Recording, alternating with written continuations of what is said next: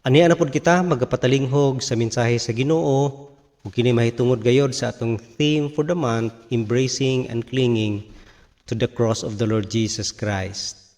Og since this is the last Sunday, katapusan na kini nga takna nga Domingo nga kita makapatalinghog, mahitungod niini nga tema. Ang uluhan sa maong mensahe, enemies of the cross of Christ. Og ang text diya sa Philippians 3:18-19. Ingon diha, "For as I have often told you before and now say again, even with tears, many live as enemies of the cross of Christ.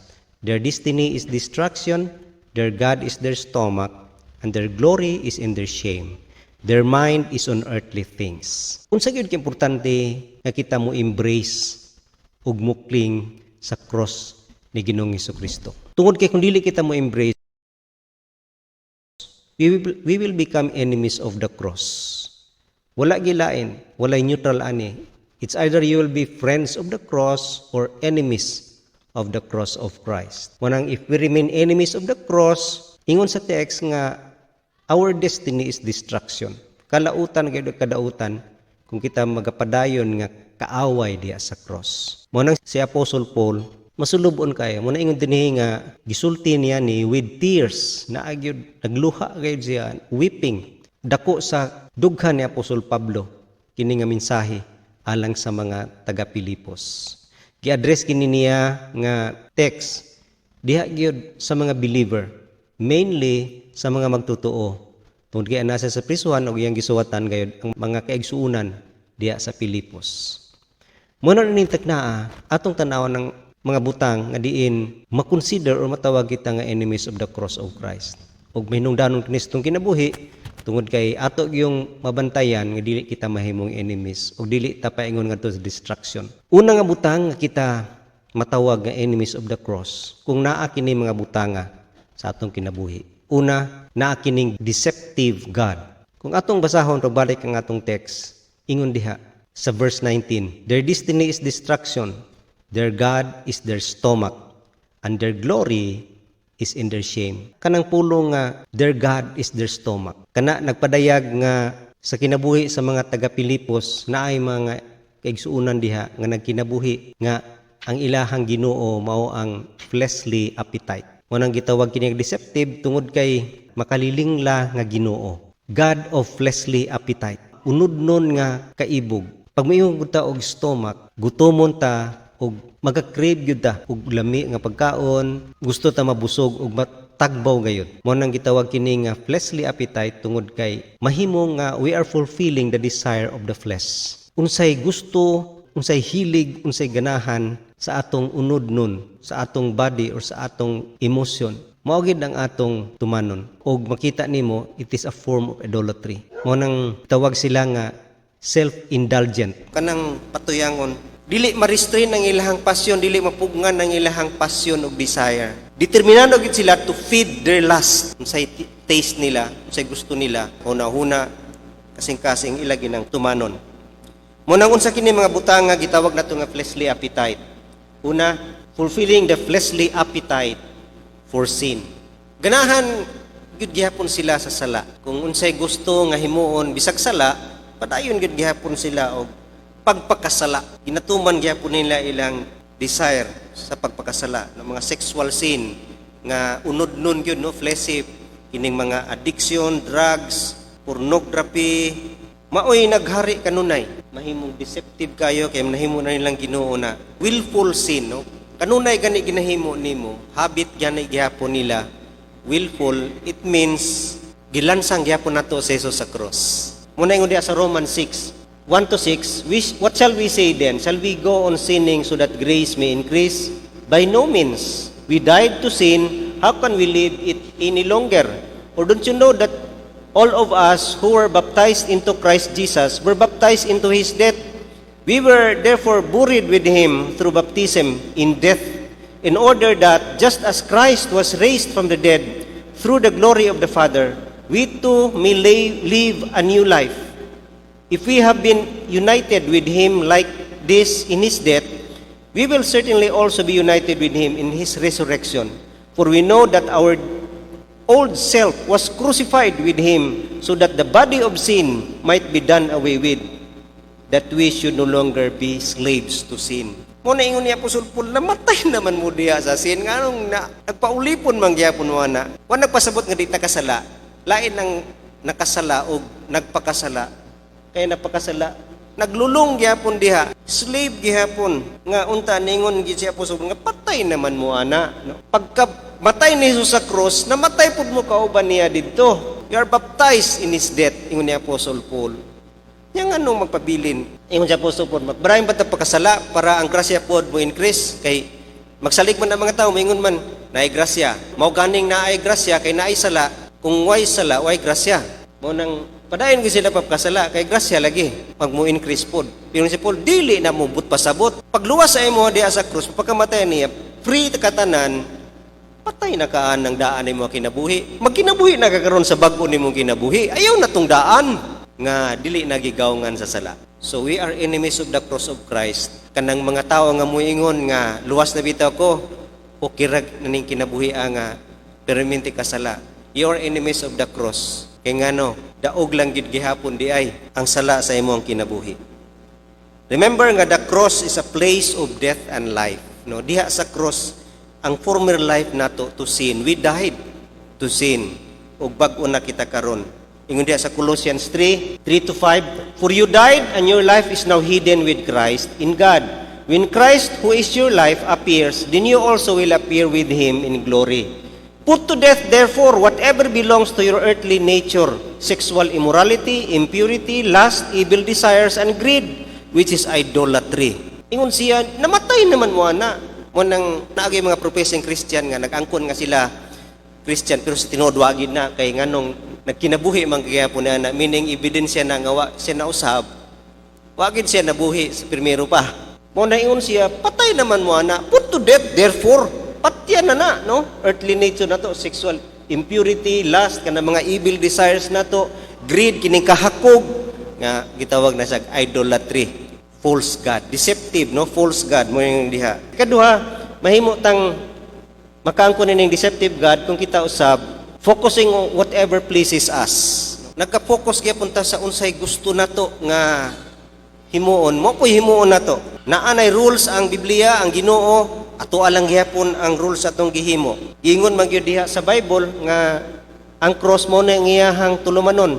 Then he said to them all, if anyone would come after me, he must deny himself and take up his cross daily and follow me. You must deny yourself. Sa to pa dili na ikaw ang magbuot sa imong kinabuhi. Di na ang imuhang gusto maoy matuman. Diha pod sa 1 Corinthians 6:19-20 nga, do you not know that your body is a temple of the Holy Spirit who is in you, whom you have received from God? You are not your own. You were bought at a price. Therefore, honor God with your body. Dili na ikaw tagya sa imo kung gipalit na ka. Asa ka gipalit diya sa cross. Giredeem na ka.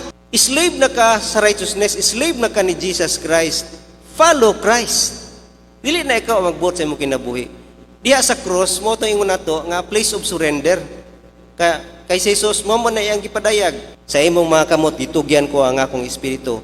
Sa pagdawat po nato kang Kristo, sa imong mga kamot o Dios itugyan nako ang akong kinabuhi tanan. Wagi mabilin. Ang akong will imuha na tanan ikaw magbuot kung unsay gusto nimo ani. Kung kanus ako nimo patyon o kanus ako nimo buhion, okay ra. Kay ikaw na magbuot. Once and for all, that is a decision nga himuon nimo nga nagtawag na nga maunay usara gyud ka decision nga nagpamatuod nga ikaw gyud nakaangkon og kaluwasan because you surrender. Wagayon na nimo gihimo fake imuhang salvation. Unang you are not your own. Dili na ka magtuman sa imong gusto. Ang gusto na ni Kristo sa atong makinabuhi. Usahay sa pakinabuhi sa Kristohanon, naagihapon gyud no kini mga pagpili-pili sa atong gusto. Bisan pag sa church, bisan pag sa atong pagminister, di ba pili kita asa ka puro man ni ministry, fellowship or evangelism. Dito gyud sa fellowship kay kaon man ning fellowship basta baptist, unya ang evangelism paglakaw-lakaw magkanya init pag gyud unya ulaw pag gyud. Lisod man say magpili ta. So in that way we are enemies of the cross of Christ because unsay atong pleasure mo may atong gituman. I-consult ginato tong kaugalingon. Pleasure din nako o pleasure ni Jesus Christ. Bisag displeasure sa ko, basta pleasure ni Jesus Christ, kay iyaha maning gusto, mo tayo akong tumanon, dili ako Mo na'y tinuod nga, wala ta naga-focus on what pleases us. Kay mao gina ang kasagaran nga mahitabo sa atong kinabuhi bisan pa diya sa iglesia nga magpili gyud gyapon ta unsay atong kalipay, unsay atong gusto. Ikatulo, mahimo butang naa ning deceptive God kung kita usab following after easy and convenience. Gusto kita og komportable. So kalaban ta sa cross ni ana. Nag-avoid ta og discomfort, nag-avoid ta og hardship and burdens. Look always comfortable and convenient way to serve Christ. Nang kalaban ta sa cross kay ang tawag gid sa tuwa, we are sharers of his suffering. Tanaw na to ang Philippians 3:10. I want to know Christ and the power of his resurrection and the fellowship of sharing in his sufferings, becoming like him in his death. Diya sa cross nagpamatuod nga kita sharer, kita kabahin sa iyang mga sufferings. Munang we are cross bearer nga diin nagpadayag nga the center of Christianity is the cross. Therefore, kita gyud nga mga katawhan sa Ginoo, identified ta nga nagapas-an og cross. Unsa kini nga mga cross, mga butang sa atong kinabuhi, mga prinsipyo, mga pagkinabuhi nga nagsuffer ta tungod kay Kristohanon ta. Andam ta magpaalkansi, anda maghago nga way bayad-bayad, voluntary, anda mo sakripisyo, anda mahigugma nga walay kondisyon, anda magpadaog-daog, anda maulawan, mao man ay mga cross. Pero karon kita nimo daghay mga tao gayon, they are the enemies of the cross. Gusto gaan, gusto sayon, bisan karon wa nagpasabot nga di ta magirkon. Bantayan, bantayan sa atong kinabuhi nga mahimo siyang focus nga we are looking on the easy way. Tungod kay diha sa cross na papatuod na kita gayod, we are people of the cross, meaning without cross there is no Christianity. Without cross bearing, it is not Christianity at all. O ginausab na karon panahon na Christianity without cross. Daghan na kaayog mga nagpasabwag nga ang kinabuhi gid Kristiyano nindot kaayo, puno sa material nga butang. Remember nga we are people of the cross. Ingon diha sa atong text nga kita gayud cross bearer, nga kita gayud nagasuffer tungod kay kita Kristohanon. Diha sa gingharian daghang kaayog kasinatian nga gitawag nato nga cross. Persecution, rejection, prohibition, dili ta mo buhatan na kay di mo na pang Kristohanon nga buluhaton. Cross na pasaanon nato bisag nindot unta or pwede unta tungod kay cross man na. Mga katawhan nga lisod kay idil, cross man na sila, pasaanon gid na tungod kay kita Kristohanon. Labi na kining laboring for the kingdom. Ang paggalagad sa Ginoo, paghimo sa mga maluhaton, sakripisyo gayod. Mao nang ang marka sa cross is symbol of love and sacrifice. Wala unay mo ang cross, wala na sacrifice. O dili pwede ang Kristohanon walay sacrifice. Dili na siya mahimong Kristohanon. Tungod kay kita gayod, daghang kayog sakripisyo gayod nga atong pag-aagihan. Tungod kay diha man ta mutubo o diha man ang atong pagpadayag sa kalibutan, mahimong nagapadayag sa simbolo sa cross nga gugma og sakripisyo. We are people of love and sacrifice. Og baw kan ang angay makita. Lisod kaayo makita sa mga tao nga you are people of comfort. Wala na ta diha sa theology sa cross. Kay kita gayon mag-antos og gikan sa paghatag sa atong oras, talento, talent and treasure, bahandi sakripisyo gina. Wala gyud Christianity nga di ka mo sakripisyo sa imong time, talent and treasure. Unang following after convenience, you are enemy of the cross of Christ. Kung ikaw nagalikay-likay o gusto hayahay nga pagka-Kristohanon. Then ikaduha nga naa ka kung ikaw enemies of the cross of Christ. Distorted glory sa atong text, their God is their stomach and their glory is in their shame. Glory is in their shame. Kini mga tawhan na ingon ni Apostle Paul, they prided themselves on things they should have been ashamed of. Nanghambog noon sila sa mga butang nga dapat maulaw sila ana. Kipanghambog nila para anang ganiha. Ingon nato nga self-indulgence, patuyangon kayo. Kinapanghambog noon nila na nga maayo na kana bang kuan na nila nga stand na nga ukira na og malipayon mi diha og nagpasigarbo sila diha nga dapat ikaulaw ninyo na kay you are living in sin, you are enemies of the cross of Christ. Pero diha noon sila nag-glory, diha noon sila nang hambog o nalipay. Ingon diha sa Galatians 6:14, si Paul wala gid nang hambog bisan pa sa iyahang mga naangkon, no. And siya, I may never boast except the cross of the Lord Jesus Christ, through which the world has been crucified to me and I to the world.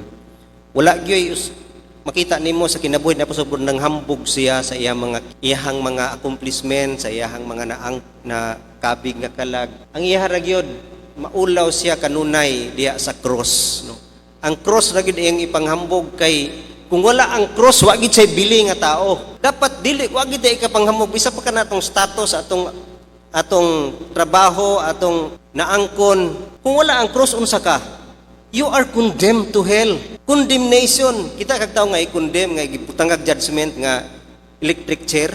Mo na ang atong gibati unta. Mo nang wa gyud panghambog. Kay di ginaimuha ang gipag-free kaniana. Mo nang siya Apostle wala siya panghambog. Always siya proud sa cross of Christ. Pero kini mga tawhana, distorted glory, hiwi ang ilahang kalipay o gipanghambog. Ipanghambog nila ilang kaugalingon, ang ilahang mga ginabuhat, ang glory nila ilang kaugalingon. O nang kalaban gid sila sa cross, kaya ang self-glory na patibabaw. Ug makita kini nato, kini mga butanga nga distorted glory, una diha sa kining reversal of moral standard. Ingon diha sa Isaiah 5:20, woe to you who call evil good and good evil, who put darkness for light and light for darkness, who put bitter for sweet and sweet for bitter. Alao tong mga tao nga tawag nila ang dautan maayo, calling evil good. Ug makita nato na sa pagkinabuhi karon mga panahon nga bisag kining mga sexual immorality, ang nato kining mga kanang same-sex marriage. Kita nimo proud pa noon sila sa ilang gipangbuhat. Labi na mayon sila nga, gihimo na biginganay sa Ginoo. God made me this way. O nang reversal of moral standard na bali na noon, ang dautan gihimo nilang maayo, ang maayo gihimong dautan. They speak sa ilang sin nga gift from God noon. O nay delikado kayo. Reversal, mabaliktad. Ikaduha nga distorted glory, matawag na to kini nga false doctrine against the cross. Daghang kayo mga false nga mga teachings nga kaaway kayo sa cross. Kini naa na sa una ug karon na naaghapon sa tong taliwala. Lain-lain lang og purma, no, lain-lain og pagpadayag. Una kining capitalism. Capitalism, it means nga hatag ka og mo prosper ka. Ang goodness equates wealth. Asa na makita nga theology, prosperity nga ang karon usog ginang prosperity gospel nga ang tao ikaw, no, claim it, name it, claim it. Pangayo sa Ginoo ihatag na sa imuha. Ampuan na to na madato ka. Pag maayo ka, madato ka. Mao gina ang karon nga mga panahon. Prosperity, focus kayo sa blessing. Against the cross na kay mawala na ang cross nga suffering. Capitalism, Christianity without a cross. Kay prosperity na ang focus. Ikaduha kini against po ni nga doktrina sa cross, legalism. Ang legalism, mga tao sa panahon ni Paul mubalik usahay dito sa law. Mga Judaizers, kining Judaism nga religion, giwala gina ni Jesus, tanan eliminated. Pinaagi sa kamatayon niya sa cross, pagtunga sa dako kayo nga tilon diha sa templo, meaning giabrihan na wala na tong old nga mga sacrificial system, mga balaod, wala na legalism. We are under grace, we are under the cross. Diha ta tanan muhok sa cross ni Ginoong Jesucristo. Mo nang legalism ug makita nimo nga dili pa gid sa ila kumpleto ang pagkamatay ni Jesus sa cross. Kay napamagibalaod gihapon. Maluwas ka kung mutuman kas balaod. Maluwas ka kung maayo kang buhat. Dili sila sold out nga ang katong cross kumpleto to nga gibuhat ni Jesus alang sa atong mga kasalanan. You are enemy of the cross. Kung kita nagatuo niana nga diin na fail ta sa pag-recognize nga that is full payment diha sa cross, gibayaran ta tanan, gipurchase ta by His blood in full. Mo nang kung dugangan pa natog mayong buhat, legalism, law, we are enemy of the cross of Christ by doubting our salvation. Kini pod kaaway pod ni sa cross, antinomianism. Kabaliktaran pod ni sa grasya tungod kay wa na pod ni balaod-balaod. Kay grasya man hala patuyang kay naa naman ta panahon sa grasya. You can do whatever you want to do. Kay without law na ta, wala tay balaod. Wala na sa kamatayon ni Jesus sa krus ang balaod. Mo nang gihimo nila nga, pwede na ta makakaon ani, legal na, pwede na ta makahimo nini, legal na. Bisag ingon diya sa Bible nga, ang tanan pwede pero dili ang tanan makaayo. Mo nang ilahang gihimong ang grace, gihimo nilang reason nga maka-free na pud sila paghimo sa ilahang gusto. Mo nang gitawag antinomianism nga sila ang liberty nga gihatag sa ila sa Ginoo ni Kristo giabusahan nila. Mo nang they live in extravagant worldly lifestyle. Mo nang mga antinomianism kalaban kay sa cross na. Then lastly kining Gnosticism kalaban gyud sa cross kay ngano kini nga doctrine usab against sa redemption tungod kay sa ilaha ang kining ilang doktrina nagga-blend sa gitawag nato nga Christian ideas or Christian philosophy. But pasabot nga kining Gnostic knowledge man na, no? Kining mga nag-advocate ani nga mga doktrina focus sa knowledge, no? Kaalam gayud ang ilahang focus. Nga diin makita nimo nga mupatigbabaw ang kaalam kaysa faith ug sa love. Mo ni ang mga Gnostics.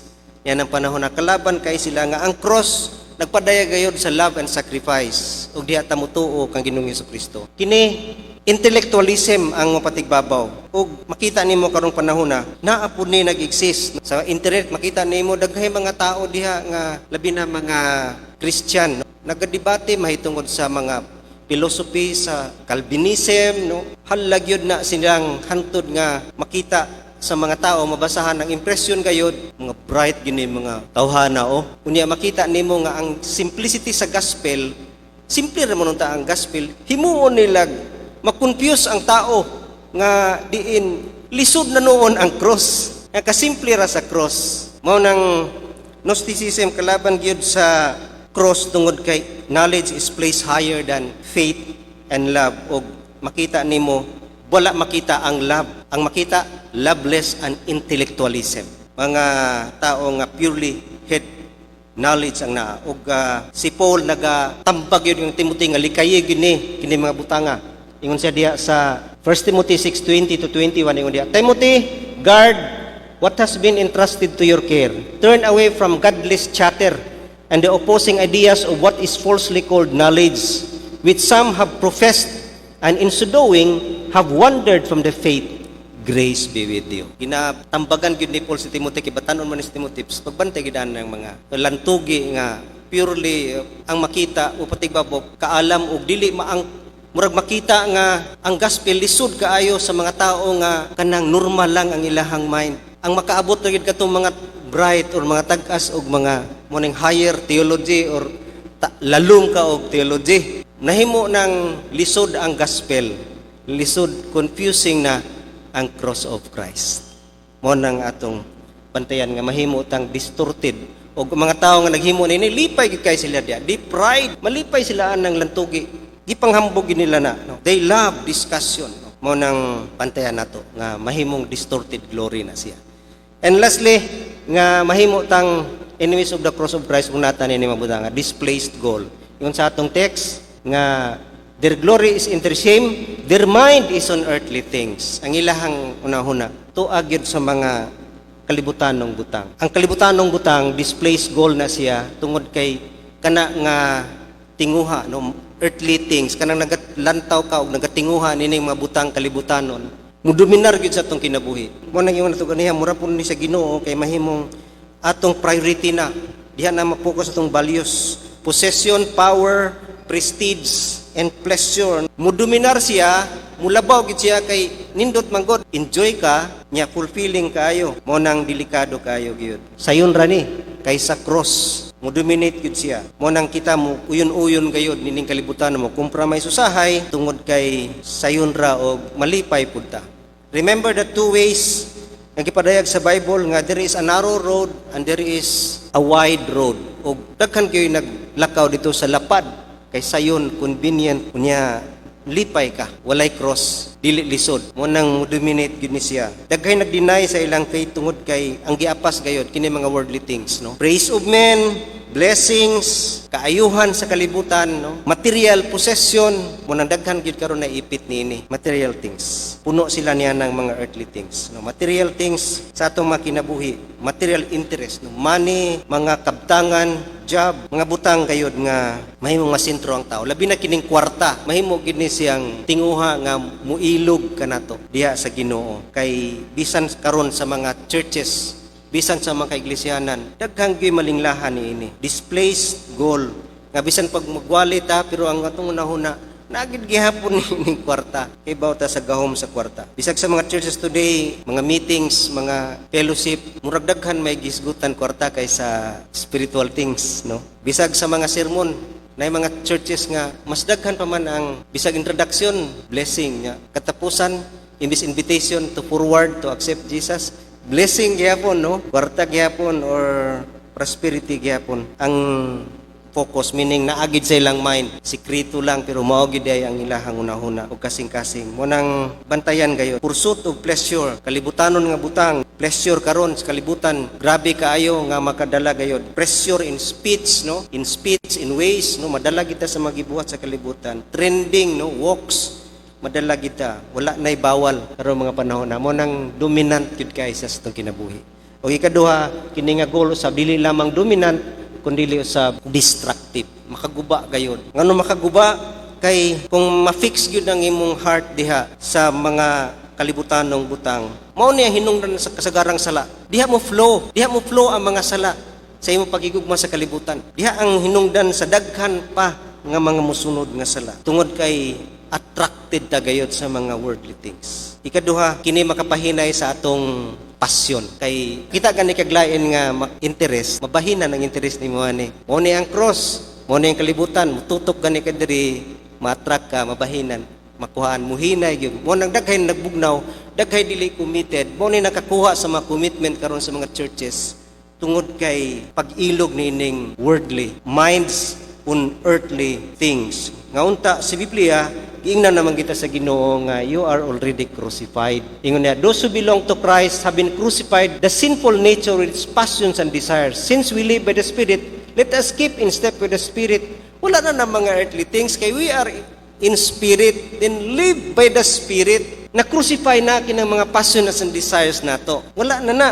Labi na gayod pa ingon ni Paul diha sa Galatians 6:14 nga, may I never boast except the cross of Christ, of the Lord Jesus Christ, through which the world has been crucified to me and I to the world. Nalansang na ka diha sa kalibutan. O kang kalibutan, nalansang po diha na kanimo. Wala na. Ay mo kailibgon sa kalibutan, nalansang na diha sa cross. Mao na ang kinabuhi ni Apostle Paul. Nga diin, kita gayod, makinabuhi na nga naa na gyud ang sacrifice and discipline. Self-denial, no? Mao na ang prinsipyo sa cross.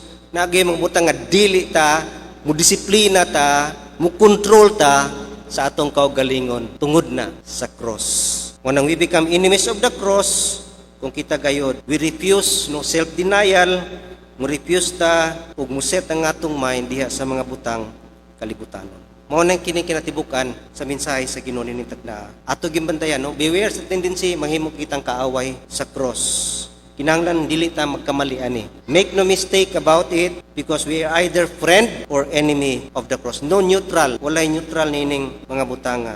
You are enemies of the cross when you only live what it pleases you ug ikaw usab na kinabuhi nagpasigarbo noon sa sala and ang imong hunahuna nasa mga butang kalibutanon. Join us with Paul nga siya gayod ang iyahang gipasigarbo ang cross ni Jesus Christ. Magampo ta.